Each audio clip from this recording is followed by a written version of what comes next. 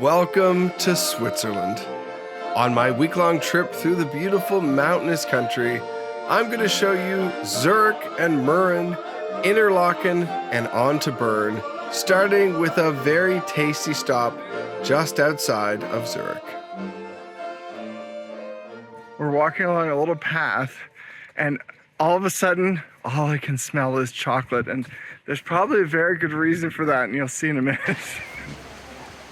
This is the Lindt Home of Chocolate, and it's part museum, part tasting experience with an interactive tour where you'll learn about the history of chocolate and how Lindt and other Swiss companies started making chocolate bars.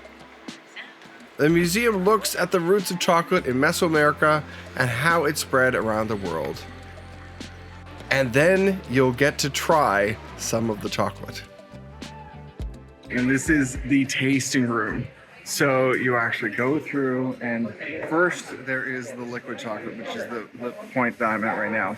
And you can get these little spoonfuls full of the chocolate. And so there's dark chocolate, milk chocolate, and white chocolate. And I'm gonna tell you a secret, if you come here, the best is you mix all three. So you go and get dark, you get a little bit of the milk and then a little bit of the white, and it's amazing. But they're all really good. And it's amazing because they're basically body temperature. So you put it in your mouth and you can't even quite tell that you put it in your mouth because it's the same temperature as your body.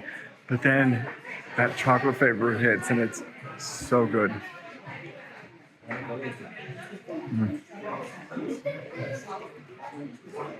That is hard to beat. After the liquid chocolate samples, there are also chocolate bar samples, and you can eat as much as you like before you exit and get some samples of Lindt truffles as well. Honestly, it's so delicious. It is such an experience. Oh no! The whole experience takes about an hour, and then you'll get a chance to scan your ticket for one last surprise. A special Lindt chocolate picked for you by their chef.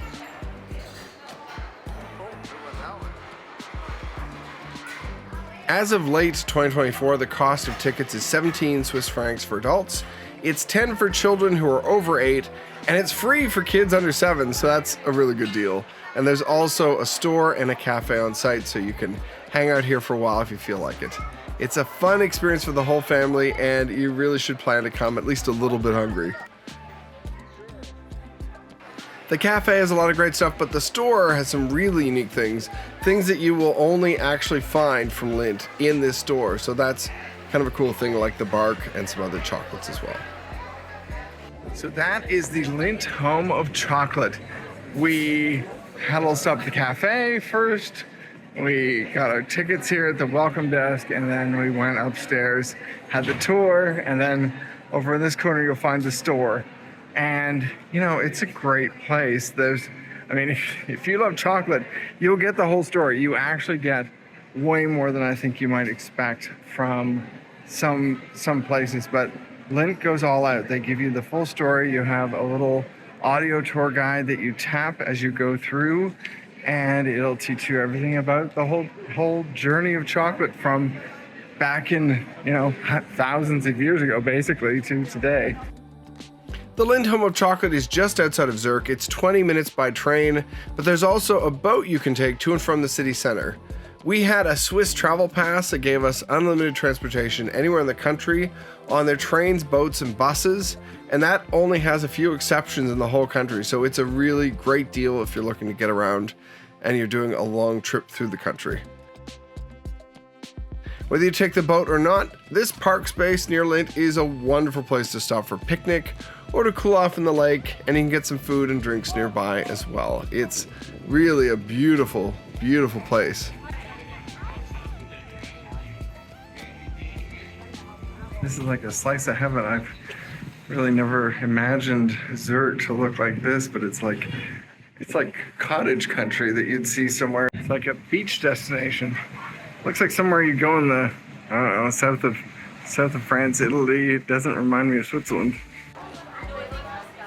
We really love this boat ride, and I would say that if you have the time, it is well worth it. The boat takes just 30 minutes to get to or from Zurich's waterfront to the stop outside of the Lindt Chocolate Museum, and it's a leisurely trip to see the area. Mixing the trip between train and boat made it perfect for us, but as an aside, the train is the fastest way around. It's definitely not as scenic though. Exploring Zurich really was eye-opening. It's a charming, bustling city, and it's easy to get around with lots of transit options. There are lots of hotels to stay in, quite a few attractions. It's just a great hub for getting around, and I really have to say that it blew me away. I love this city so much, I'd go back in a heartbeat. In particular, I have to say that the transit is remarkable. It's fast and efficient, always on time. It makes it really easy to explore. And it's also a very walkable city at its core, so that's a great tip as well. We stayed at the Hotel Glockenhof in the city's more modern urban area, and it was wonderfully central with 2 restaurants and just the best vibes, and the staff were amazing. The hotel's modern and comfortable, and our rate included breakfast, which is a really nice perk in Europe as well. I also loved their spacious courtyard that was bright, and it was the perfect place for breakfast. Our room was nicely cozy and fit the 3 of us perfectly as well. It was great. The bar and restaurant Zytglogge was amazing. They had great food and drinks and cocktails, local beer and wine and desserts, and definitely one of those places you have to stop at on your way through. We only had a short window in the city, so we took a leisurely walk through the heart of it, checking out Old Town as well as the new. It's really amazing. There are lots of restaurants nearby. You can find, of course, great Swiss food, but there's all kinds of options depending on what you're looking for. You'll also find lots of water fountains everywhere, and apparently there are over 1,200 across the city. So you really don't need to buy water here. You should just bring a bottle and fill up. And I love that the city feels so lived in, loved, and it's just so beautiful and charming. Zurich has been absolutely awesome. We have done quite a few things. I mean, we've only really had 24 hours here or less. By the time we leave, it's actually less than 24 hours. And, you know, there is so much to see and do here. There's so much food and cool places to go. I love it here. I'm sad that we didn't have more time here, but we're trying to get up to the mountains, and like that takes 4 hours to get to from here where we're going next. So we do want to leave on time. So we're gonna stick to our schedule. We're leaving in literally like an hour, which will be sad, but we've had a great visit.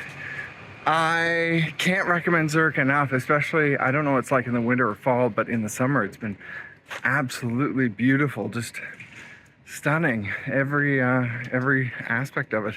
And down by the lake, it feels like an Italian resort or something.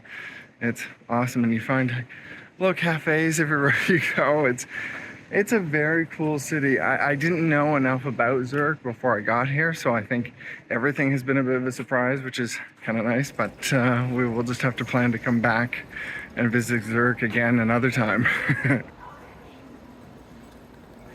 Zurich Central Train Station, or Zurich HB for short, is one of the busiest train stations in the world, and it connects you to France, Italy, Germany, and many other European countries, and the rest of Switzerland, of course. Around the station, you can find food and stores before you head out on your journey. We used our first-class Swiss travel pass for our transfer from Zurich to Murren, and with the pass, you just show it when porters come around, and you're good to go. Aside from a few high-demand routes, you don't need to reserve seats in advance, and if you choose first class, there are usually lots of seats with extra legroom as well. Some routes also have dining cars, and there are lots of seat options with groups of 2 and 4. It's a 3-hour trip from Zurich to Murren, and the closer you get to the mountains, the more beautiful it gets. The best part of the trip by train is that it's so easy. There's no parking, no driving, no gas, just beautiful scenic trip.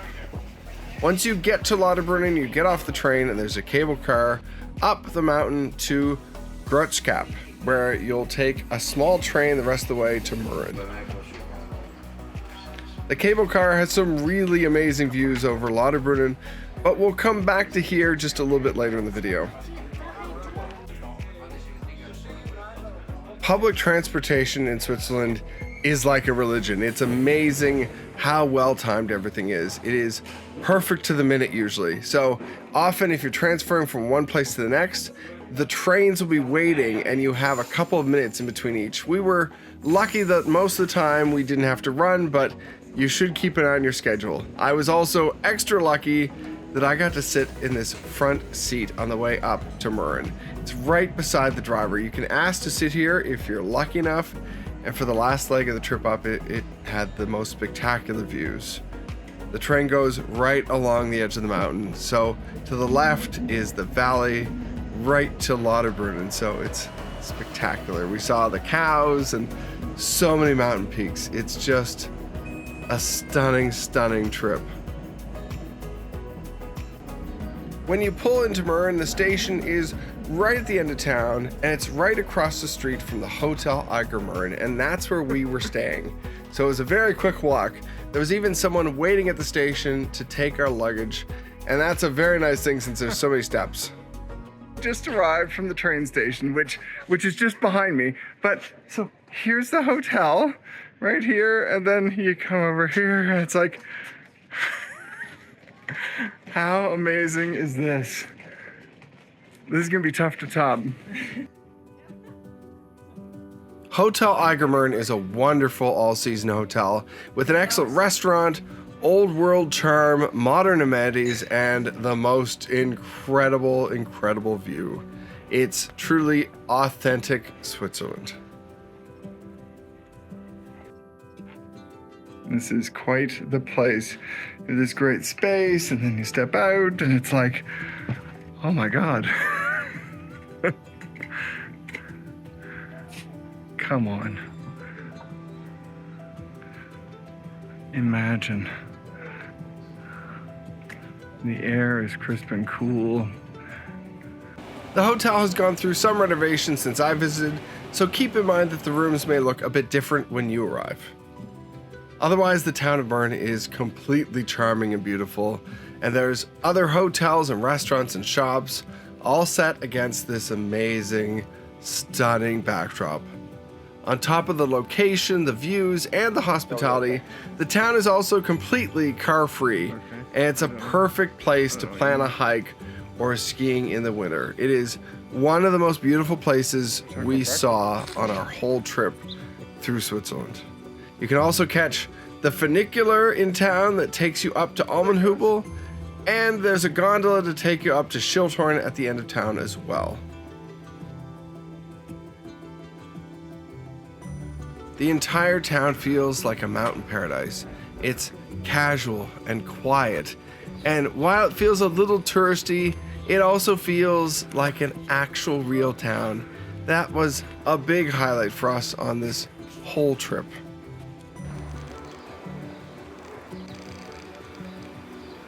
Lots of the homes have these gardens out front, and then you'll walk through town and there are restaurants and cafes. There's a grocery store if you want to pick up anything. There's lots of stores for anything you might want, including lots of Swiss-made things. And I just dream of the day I can go back and ski here too. It's just magnificent. At the end of town, there's even a small waterfall and a trail that you can hike right through the mountains. It's truly unbelievable here.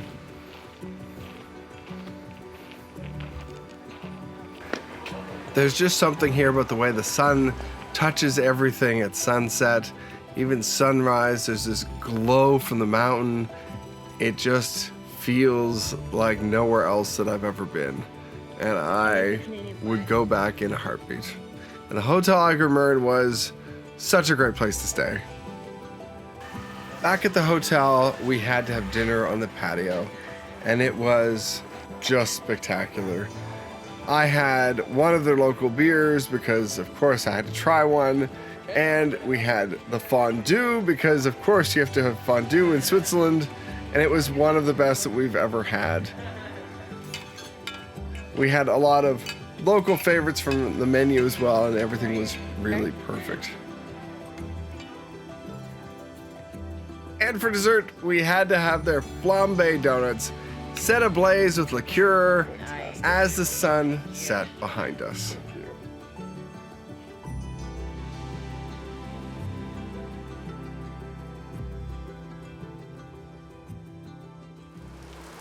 During the night, a rainstorm hit, and it was one of the most amazing things, hearing the rain and the thunder bouncing off the mountain.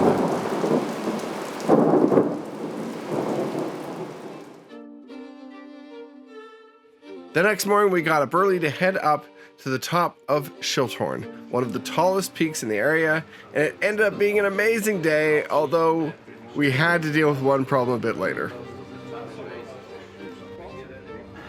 From Murren, you can take the gondola up the mountain to Birg, and then another gondola on to Schilthorn. The trip takes up to about 40 minutes, and we pick the earliest arrival when it's the quietest. On the trip up, you'll be rewarded with these beautiful views, and then you'll step out, and you're high above the clouds, looking out over all the mountain peaks. Schilthorn has a fantastic buffet you can enjoy, there's a Bond museum, and these amazing views over the mountains. There was construction when we were there, but it's probably gone by now. It's hard to describe this view because the camera barely does it justice, but it's basically a 360-degree view of all the mountain ranges around you, and it's just awe-inspiring. It's hard to sum up in just a few words, but it was wonderful. You'll easily spend an hour just standing out here, looking at everything. It's beautiful. You can also take an extra walking path that takes you out to the end where they have a tribute to the Bond film that was filmed here on Her Majesty's Secret Service. We left Murren early this morning to take the cable car all the way up to Birg, and then from Birg up to Schilthorn, and we had brunch, which was amazing. I mean, the whole restaurant revolves, so you get this view of all the mountains around here. So it's this incredible view that changes every few seconds, and it moves really fast. Like in 40 minutes or so, it does a full 360, and they have a good brunch and everything else. So you can come up here for breakfast. And when we got here about 8:30, 8:40, and there was like no one here. Basically, there was 2 or 3 people ahead of us, and there's been a few stragglers now, but so far it's not that busy. So come early if you want the views to yourself. It's awesome. And there's rain coming later, so we're gonna head back down shortly to Birg and then hike back to Murren from there, because it's about a 2-hour hike, basically leisurely hike downhill. At least you don't have to climb up, basically. And we're gonna stop in a couple of places as a playground all the way down, so that'll be fun. But this is unbelievable. It is very hard to describe. You know, the pictures don't do it justice. You see the low clouds below us and you're up above them, and then there's still a cloud above you because just the 2 layers of clouds, but it is unlike anywhere else that I've been. I'm sure there's other places like this, but Switzerland and the Alps, it certainly is an incredible place to visit. I feel very lucky to be here. It's humbling, it's beautiful, it's everything. I could definitely spend longer here than I expected, because it's more than just a view. Like, I took the walk down to this little seating area, and you're just all alone out here with the mountains, and it's very, very incredible. After you've had a bite to eat and explored the mountaintop, you can check out Spy World, which is a tribute to that Bond film. Oh, he just shot me. Rude. The museum has videos, you can sit in a helicopter, you can stand under a kilt for some reason, and learn a bit more about the making of the 1969 film. If you come for the buffet and then walk around the mountaintop, expect to spend about 2 hours at Schilthorn. You can easily tour Spy World in about 20 to 30 minutes, and there's a gift shop too. That's amazing. We then took the cable car back down to Birg, and we lucked out so far with so much sun, but I'm going to tell you, it wasn't going to last. At Birg, we went right to the thrill walk, where you can step out over the rocks below and walk right along the mountain edge. It's amazing. In terms of temperature, keep in mind that because of the elevation, even in the summer, it can be quite cool up here. So plan to bring some layers to stay warm, especially if you're going to hike around much. But otherwise, if you're coming late in the year or early in the year, you should definitely plan to bundle up. You can even find snow right into May and the beginning of June.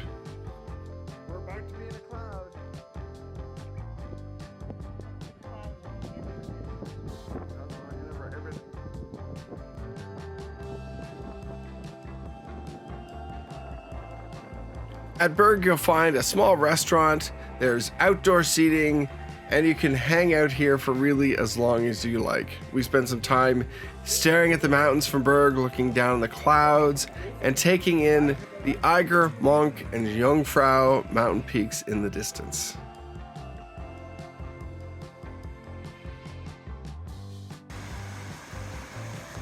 We spent a while here and then we left to start our hike down to Almenhübel and back to Murren. The only problem was that the rain had moved in and it kept drizzling on us the entire walk down. Because the gravel was so wet, it made the whole hike down very slow, so we didn't slip and slide and ended up taking a lot longer to get down. There were points where we thought it would pass and then it would just get rainier. And I don't even have some of the best footage of this trek down, but it did get pretty treacherous. But we did find an opportunity on the way down to stop at a mountainside bar, because yes, there is one on this hike down. You can stop and get a pint and warm up. So that's exactly what we did. We sat down and dried off for a little while. And on the way down, we met quite a few sheep who found us very perplexing. And then as we got to the bottom, the sun came out. It was wild, a surreal hike. So that was definitely a trek. I mean, we had a rough time. It was rainy, it was cloudy, it was just kind of, it was a tough trek. And then the fact that the rain makes a lot of the trail really treacherous, so it's hard to get by. So one tip I would definitely give is that if you're thinking of doing that hike between Birg and here in Almenhübel, the thing is that it's a great spot, but it is tough to make the recommendation to do that trek if it's going to rain for more than 50% of it. It's definitely tougher to get through when you're coming down from Birg, and then going up, you're just going to have a slippery time as well. So we had a good time for the most part. Near the end, I think it got a bit tougher with some of the switchbacks, going back and forth down the hill and really steep curves and things, and a lot of gravel just all over the place. It's tough to kind of walk along. So that's my only complaint. But you know, I'm glad we did it. I mean, when else are we going to get that chance? We're not going to be back around here. So it was well worth it, even if it was quite a challenge. So yeah, I'm glad I did it. And my daughter she frankly had a blast. I think she did really well. So she did better than my wife and I, perhaps. And none of us are experienced hikers, so that's one catch. But anyway, it was a great trek. So now we're in Almenhübel. We're gonna have a little break at the restaurant, eat, enjoy the playground for my daughter maybe, and then head back down to Murren so that we can get back to our hotel and get comfortable. After all the rain, Almenhübel was so beautiful, but we had to run for the last funicular down to Murren. We were lucky just to catch it to avoid having to hike down the last part too. So we missed seeing much of this area, but this view just gives you a sense of the spectacular, spectacular area. If you have the time to explore and hike and do more here, you absolutely need to. There are so few places like this in the world. That night, we relaxed at the hotel's pool and enjoyed the view of the mountain from our balcony. And then the next morning, we got up, we had breakfast at the hotel before we started heading down to Lauterbrunnen.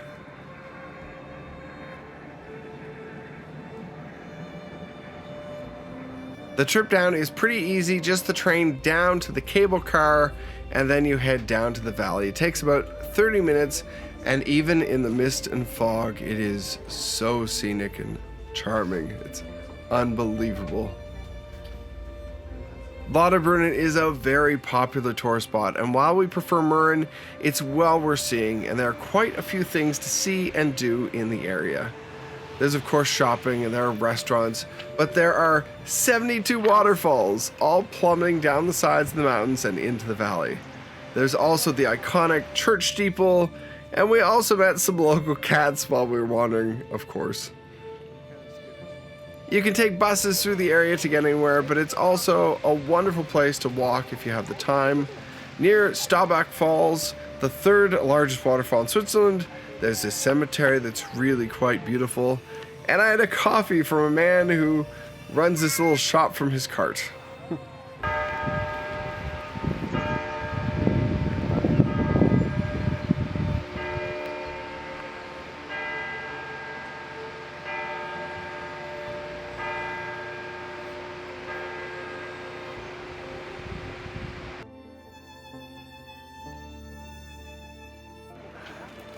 Walking through the valley, we were a bit amazed to see parachuters coming down to the fields, and what's wild is that that's actually fairly common here. It's just a perfect place to do it. And we also found something else we've been looking for, a cheese vending machine. Inside is local cheese, dried sausage, and even drinks, so you can enjoy a little picnic, and everything is really well priced. Cheese. The spoils of holding on to change for ages so that we could do this exact thing. I'm so happy. Please do not enter our pasture. There's also this iconic river running through the valley, and we enjoyed this wonderful walk on our way to another iconic spot, Trümmelbach Falls. 5-minute walk. At Trümmelbach, there's a restaurant and a store, but of course the star of the show is a river and the waterfalls that cut through the mountain. You can see parts of the river outside, but the best parts are inside the mountain. You'll take an elevator part of the way up and then walk up inside the mountain along the switchbacks that go right up to the top of the mountain so you can see the raging river. But there are also viewing points along the outside as well. You just won't believe the power and the sound of the river. It is unbelievable.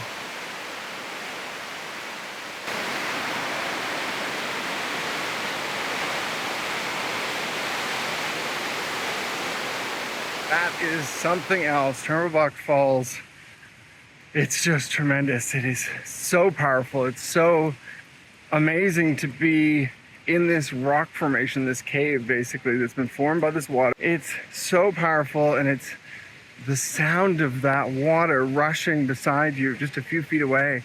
Especially the deeper and higher in the cave you go, the louder it gets, and it is powerful. I don't know how else to sum it up. It's very moving to feel that and hear that, because you can kind of feel it. It's so loud. Definitely make the time, come here, see it. It's better the higher you go, and then to walk your way down. It's so worth it.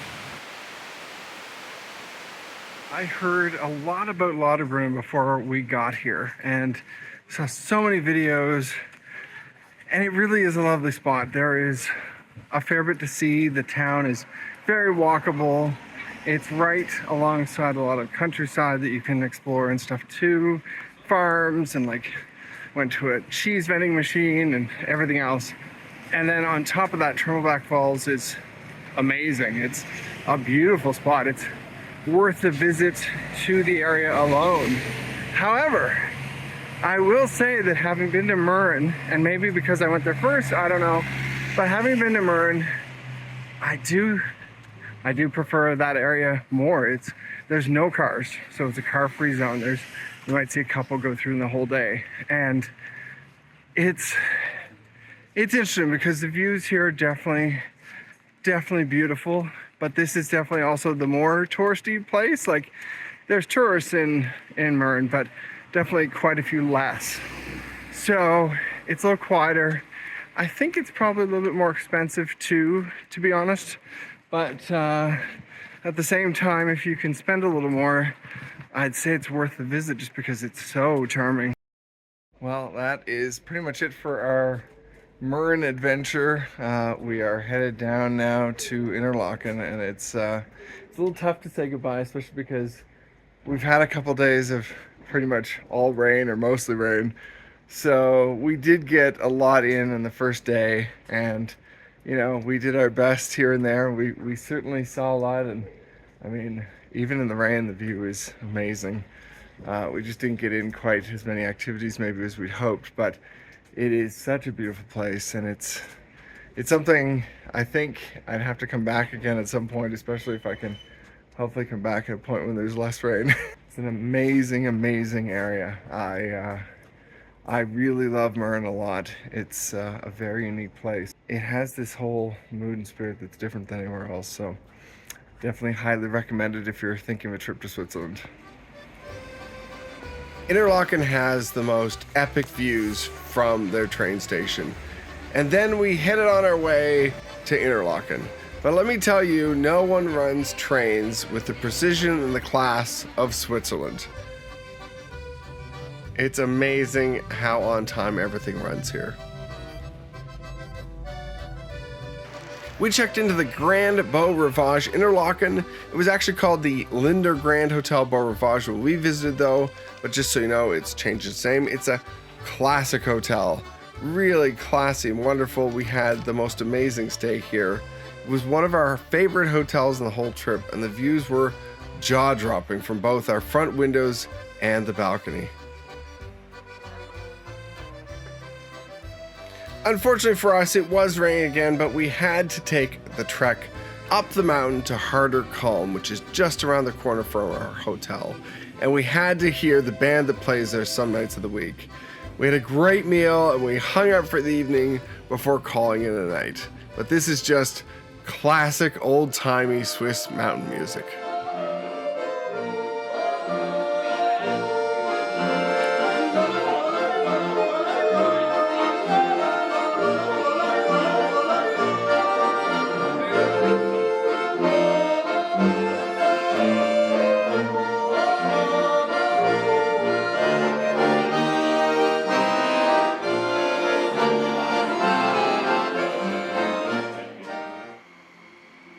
The next morning we had a great breakfast at the hotel and we headed up to Schynige Platte. From our hotel it was just a short walk to catch a train across town, and then there's a very special cog train that goes up the mountaintop. The train is one of the most amazing things, and you'll have these epic views down on Interlaken the whole time. It's so incredible and such a Swiss experience. The clouds just added a little bit of mood to the day, and then we were up in the clouds and we got to see the Alphorn players.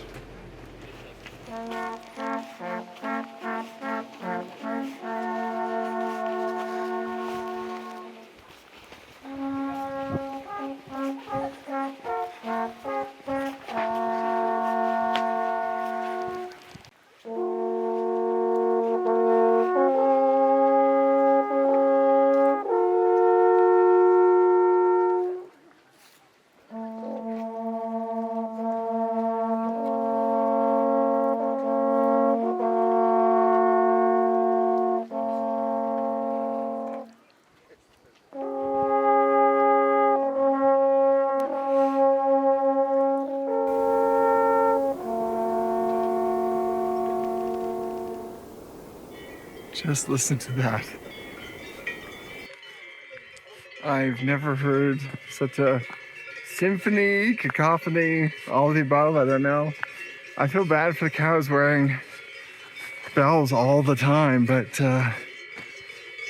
it is an amazing thing to experience. And it's just non-stop. But they don't seem to mind. They just stand there and eat and walk around. But anyway, this is Schynige Platte. It's such a beautiful place. It's more than just the platform where you get off and there's a place to walk and there's a hotel there and a restaurant. but there's lots of hiking trails and it is beautiful up here. It's top of the world again, just very different from where we were at Schilthorn, which is a higher elevation as well, but just amazing up here. We had a little hike and gonna go eat a little at the restaurant, and then we'll have to see when we can catch the train. It comes about every 40 minutes up here, so it takes a while to get up the mountain. So they have 2 trains running from what I see, and they intersperse them, and they sometimes meet in the middle where they have to pass each other. But wow, highly recommended. I almost enjoyed this more in some ways than Schilthorn. Schilthorn, you have all the view of all the mountains, but here you can kind of walk around, you see more life. We just walked through the farmer's field where they had the goats and the cows down below, and it's very cool.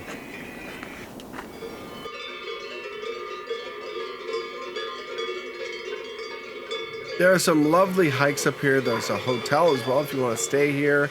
And otherwise, just be sure that you're at the train station ready to go when it's time, because they do run only at certain times of the day.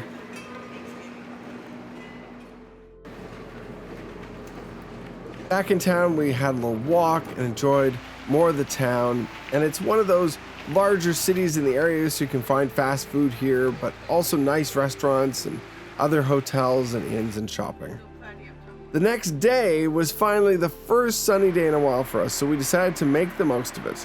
After breakfast, we went back up to Harder Kulm, and we were definitely not disappointed.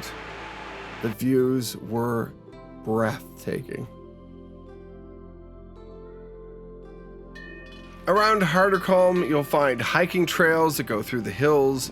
There's a wonderful viewing platform, and it's a great spot to visit for meal with dining both inside and out.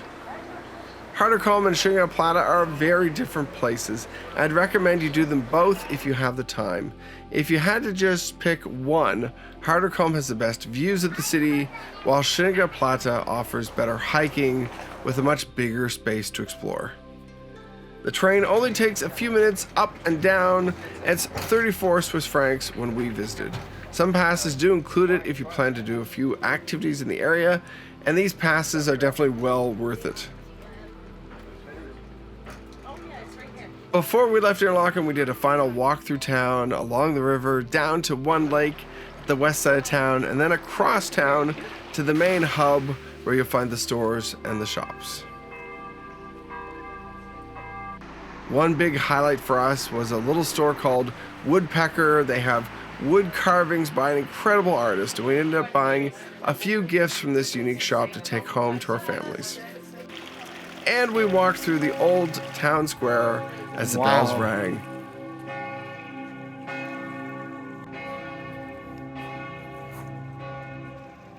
Are you a good kitten?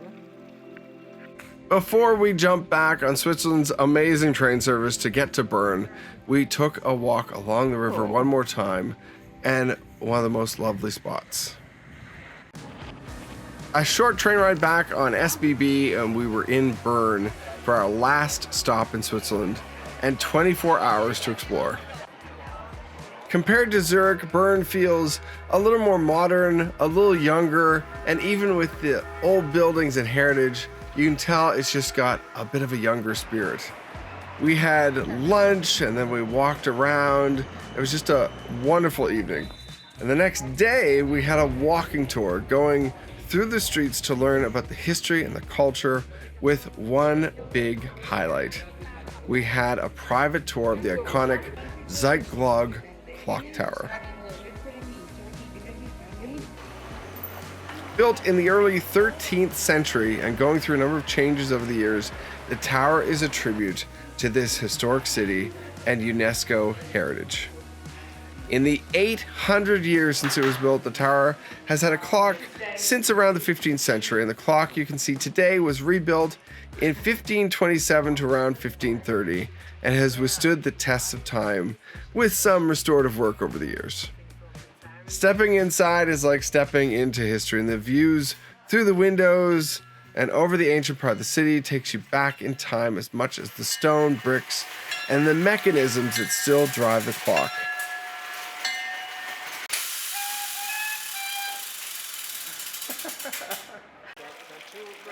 Touring through Bern, we had a chance to see so many parts that make up this complex city. There are parks, and there are old buildings and new buildings. There's this hip university town feel about it, and it's just so impressive. There's one of Einstein's previous homes. There's little shops selling lots of great food and chocolates and everything else. And we walked across the river and had a chance to go see the bears. Yes, there's a bear pit. This is one of the reasons they call it Bern, apparently. And of course, they're wandering around and everyone comes to see them. It's really interesting. And I had to have a flight of beer above the walls of the bear pit before we had to leave. No, like we can do some island and she can fit.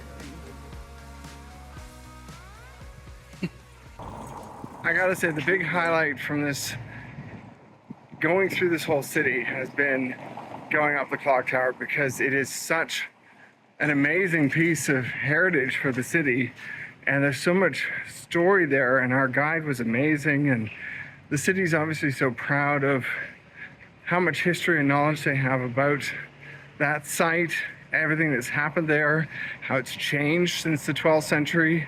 It's amazing. And to be up there in that clock when it goes off, it's one of the big highlights from this trip for me. I really enjoyed seeing the inside of that tower for sure. And it's such a mix of shops and things here. It's amazing. You can get crepes, you can get German food, you can get real Swiss food, you can get stuff from all around the world. Stores sell a little bit of everything. It's fantastic. This was a spectacular trip, and I cannot wait to go back to Switzerland one day. Thank you so much for watching. If you enjoyed this video, please consider subscribing, sharing, or liking. Let me know otherwise in the comments if you're heading to Switzerland soon, where you want to go, or any questions you have, and I'll get back to you soon.